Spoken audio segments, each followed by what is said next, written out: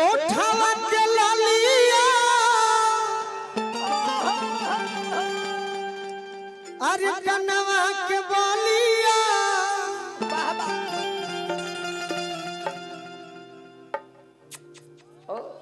अखिया के तारा काजरा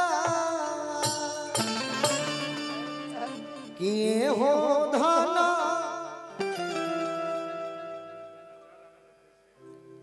हमार गार्जियन अभिभावक पिता तुल्य राणा रणधीर चाचा की ओर से भी आशीर्वाद मिलल। चाचा के बार बार प्रणाम करो। यह आशीर्वाद सदैव बना रहे रहो। अजय कुमार चाचा के किए हो धाना पागल बनाले नक के नथुनिया सिनवा के तहरा सिंगारा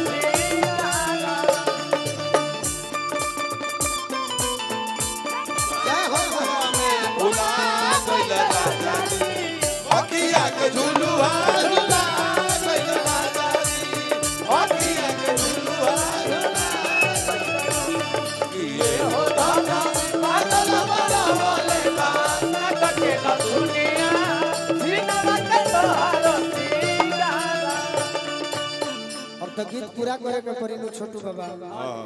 अधूरा छोड़ल हमार ना ना अधूरा नहीं पूरा करे के बा।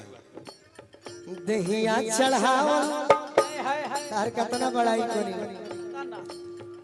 बड़ाई करत करत छोट से बड़ हो गई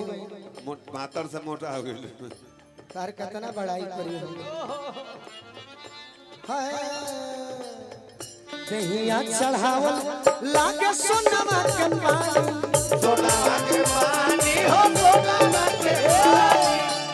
हीरा मोती खानी हीरा मोती खानी बावे निखरल जवानी हो निखरल जवानी हीरा मोती खानी बावे निखरल जवानी हो निखरल जवानी ए रूपा हम तो बिगड़ी लइका होई ना बाकी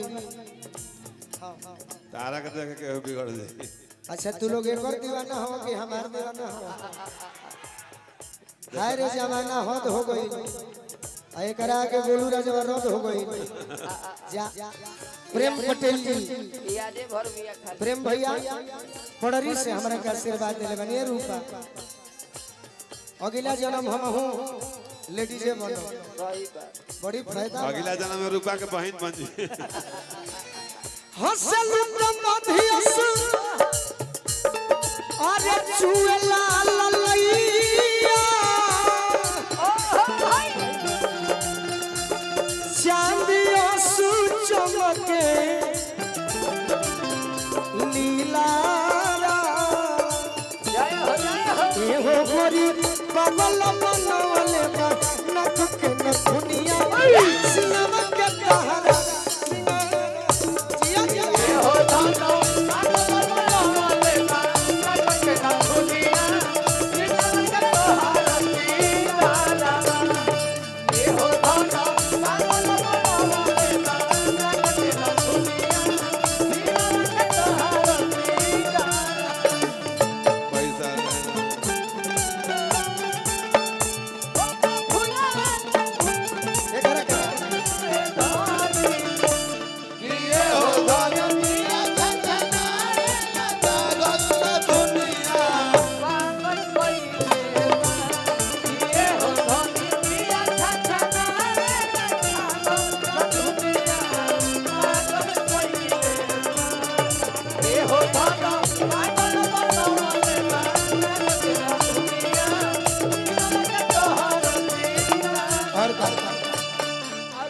आशीर्वाद दिले बनी छोटे बाबा के आशीर्वाद जो दिला हम जाने हैं कि हर परिवार परिचय हो अरे का बड़ा अरे जाने के नहीं चाहिए तो पैसा लेला तू ना पूछबा का नाम हो ए रूपा और जब के बाड़ू सुघराई तू रानी अरे के बारे सुखलाई तू रानी आरे की मन करे कोरावा में जय हो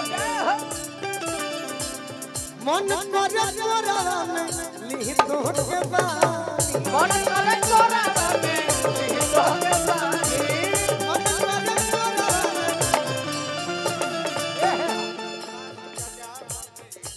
हमरा आज जेकरा माध्यम से जेकरा आशीर्वाद जेकरा सहयोग से यह मंच पर हिना जहां भी मिलल बानी हर जगह मान सम्मान दिले बानी कलाकार के भी प्रेमी आ गरीब के मसीहा जय कुमार चाचा के ओर से सब कलाकार के आशीर्वाद आई बा चाचा के बार-बार प्रणाम करब आशीर्वाद के प्रतीक्षा बचा के नीचे कहले व्यंजन बात हम दे दिए कोई है बोलू राजा अरे बहिया में आजा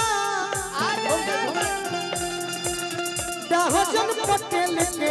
जिया कोहे बोलू राजा कोहिया में आजा रहल पटेल के जियाला ए हो गोरी पगल मनवले बा नक के नथुनिया सिनवा के तहरा अरे जिया ए हो दाना दाना बोले दाना के ना दुनिया के तोहरती ए हो गोरी पगल मनवले बा नक के नथुनिया सिनवा के तहरा ए हो गोरी पगल मनवले बा दाना के ना दुनिया के तोहरती